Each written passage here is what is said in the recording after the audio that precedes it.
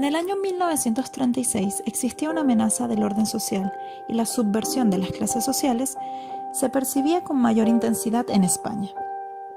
La República intentó transformar demasiadas cosas a la vez: la tierra, la iglesia, el ejército, la educación y hasta las relaciones laborales. Suscitó grandes expectativas, pero no se pudieron satisfacer, lo cual creó muchos y poderosos enemigos, desarrollando una guerra civil. El 1 de abril del año 1939 termina dicha guerra, en donde han muerto alrededor de 300.000 españoles. Pero para los que han sobrevivido, comienza un largo periodo de posguerra. El resultado de la Guerra Civil Española fue la consolidación del régimen dictatorial que se había construido desde octubre de 1936. El franquismo nació como una dictadura que consolidó los poderes absolutos de Franco, confirmó el carácter antidemocrático de las instituciones y continuó con la represión de los opositores practicada durante la Guerra Civil, caracterizándose principalmente por un autoritarismo extremo.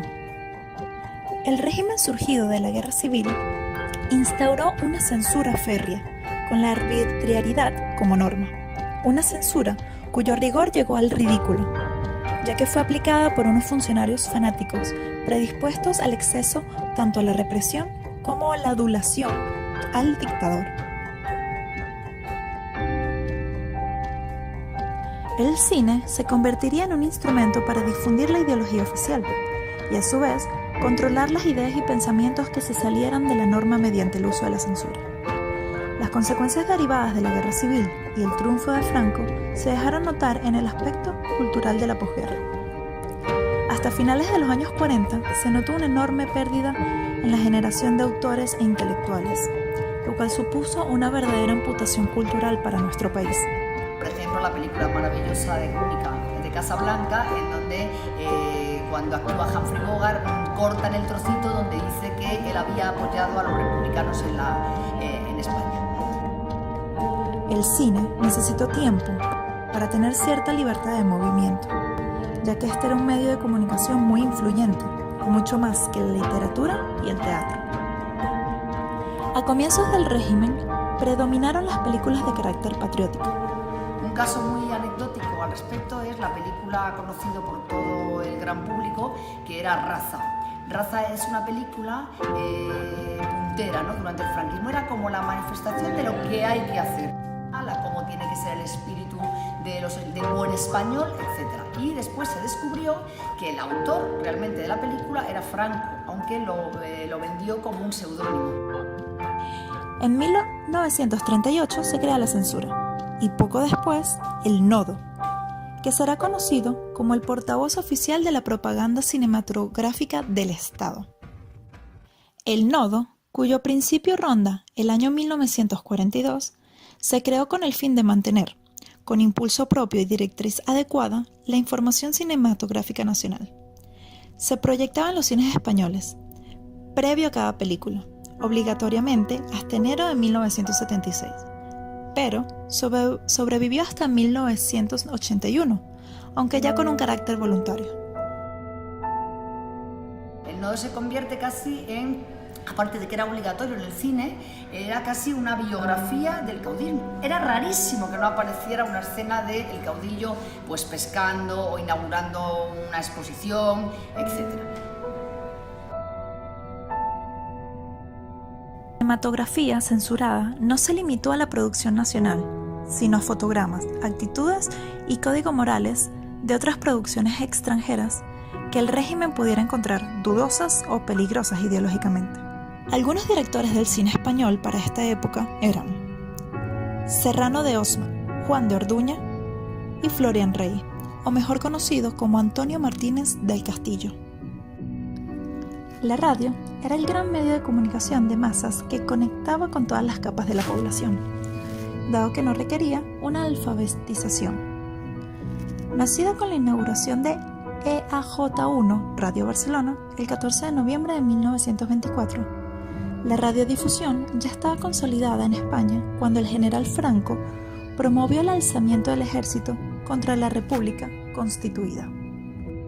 Franco era plenamente consciente de la importancia que tenía la radio como medio de comunicación y utilizó Radio Tenerife para dirigirse a cuantos sentían el santo amor a España y pedirles su apoyo contra el caos, la anarquía, el marxismo, el separatismo y los agentes extranjeros, enunciando los elementos sobre los que se articularía sistemáticamente la propaganda del bando nacional.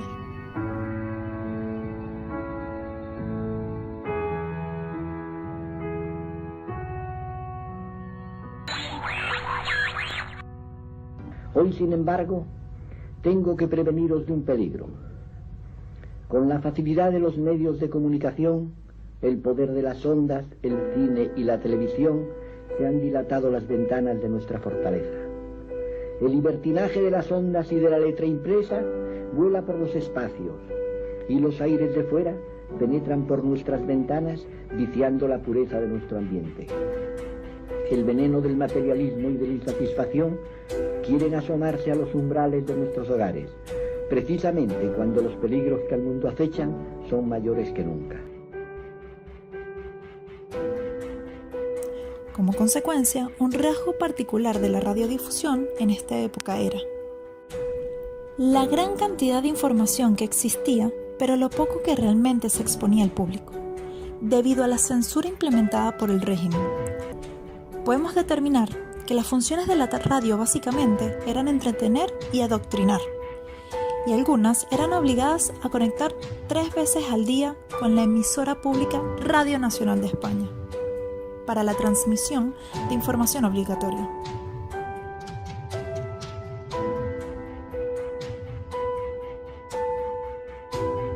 La censura impuesta en la época franquista fue para mantener observada la prensa, ya que la contemplaban como un problema de estricto orden público.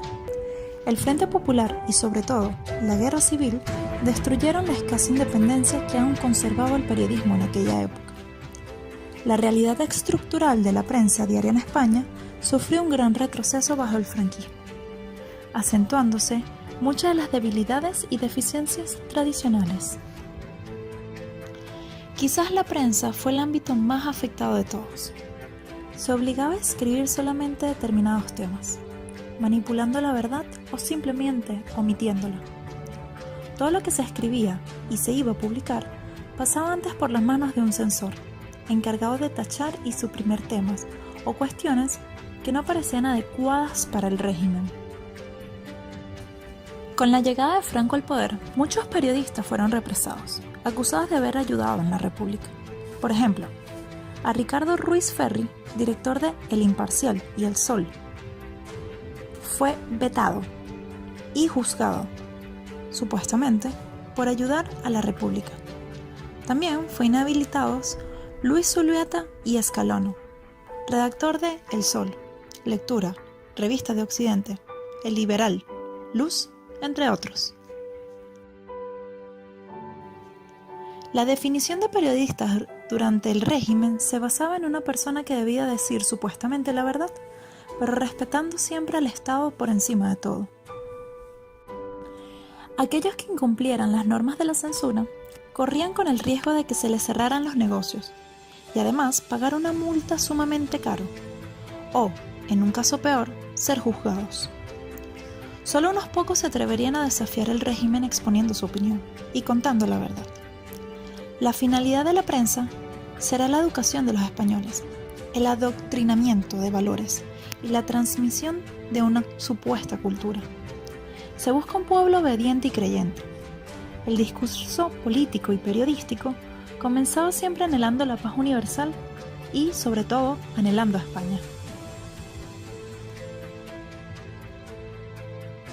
La propaganda franquista era una forma de difusión de las ideologías políticas durante el franquismo, de acuerdo con las ideas de los partidos relacionados con este, como Junts o la Falange Española.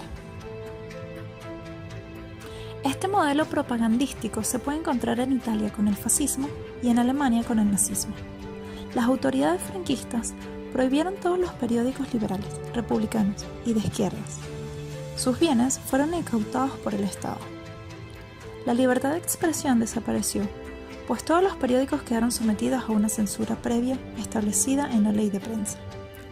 Para difundir sus ideas y actuaciones, el franquismo se dotó de una extensa red de medios de comunicación, dependientes de la Delegación Nacional de Prensa y Propaganda, también del Ministerio de la Gobernación.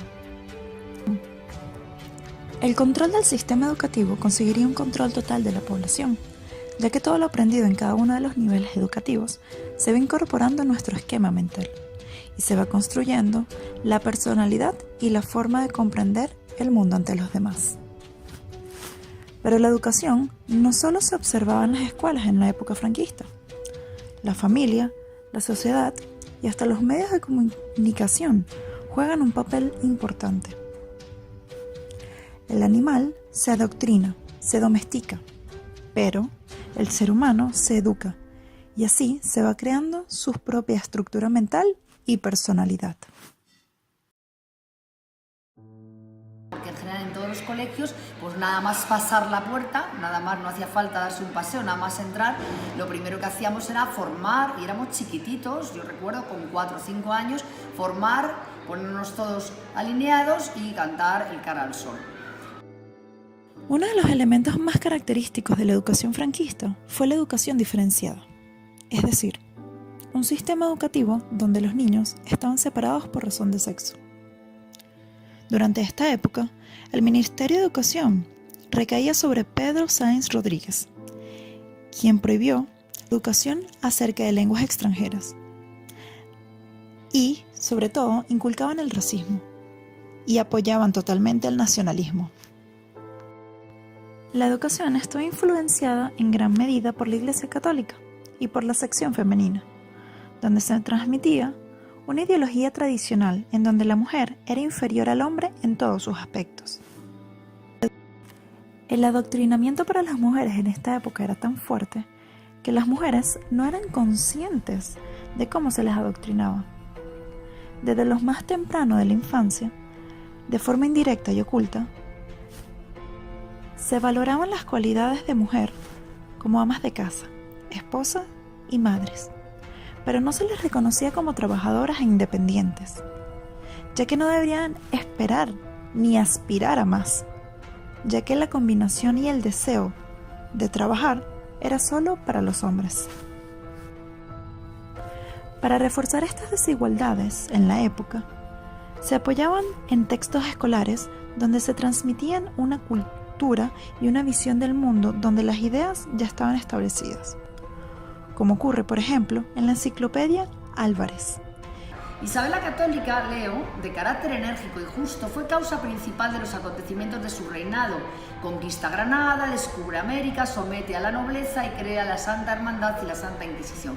Pero Isabel la Católica no fue solo una gran reina, sino que también fue una excelente ama de casa. Sin perder su dignidad, hilaba, tejía y atendía otros menesteres caseros. Esto está dictado por la tipología de las leyes del movimiento de la sección femenina. En un capítulo dedicado a la formación social de los alumnos, dicta: el jefe de la familia es el padre. Como tal, trabaja y manda. Trabaja para dar ejemplo y procurar el bienestar de los demás miembros. Manda para que bajo su amorosa autoridad cada quien cumpla su misión. La de la madre, administrando el hogar, y la de los hijos, preparándose para una vida moral.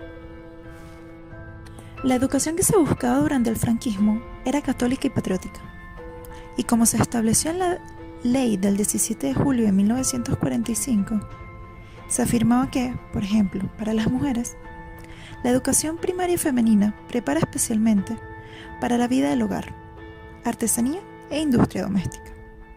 Muchas de las asignaturas en las que se observaban diferencias entre hombres y mujeres eran la educación física, la educación musical e incluso había una sección especial que se llamaba Iniciación para el Hogar, que iba dirigida exclusivamente para las niñas. Para concluir, podemos localizar el adoctrinamiento en múltiples entornos en la época franquista, ya que adopta diversas formas y abraza los gobiernos, sociedades y regiones. Pudimos encontrar que un niño puede ser adoctrinado en la escuela, al igual que un adulto a través de la televisión o la radio. Cuando el poder del Estado limita la libertad de expresión al controlar y manipular la difusión de noticias, las publicaciones de periódicos, revistas y libros, o cualquier tipo de expresión cultural, lo que está haciendo es ejercer la censura institucional. Pudimos observar que la censura es un recurso utilizado por los gobiernos totalitarios para evitar que se manifiesten opiniones contrarias a sus intereses. Su primer empeño será supervisar todo lo relacionado con el ejercicio del periodismo y las distintas manifestaciones culturales. Su objetivo final es imponer una ideología determinada y subyugar la población mediante el abuso sistemático de la autoridad y la limitación de sus derechos. Las consecuencias de la censura son múltiples, ya que condiciona la formación de los ciudadanos, coarta el desarrollo pleno de sus capacidades y activa en ellos el mecanismo de la autocensura. Si una información ha sido censurada u ocultada, no llegaremos a conocerla, tampoco podremos criticarla, compararla y meditarla. Como sociedad, tenemos que exigir nuestro derecho a la información, ya que es fundamental para el desarrollo pleno de una sociedad democrática.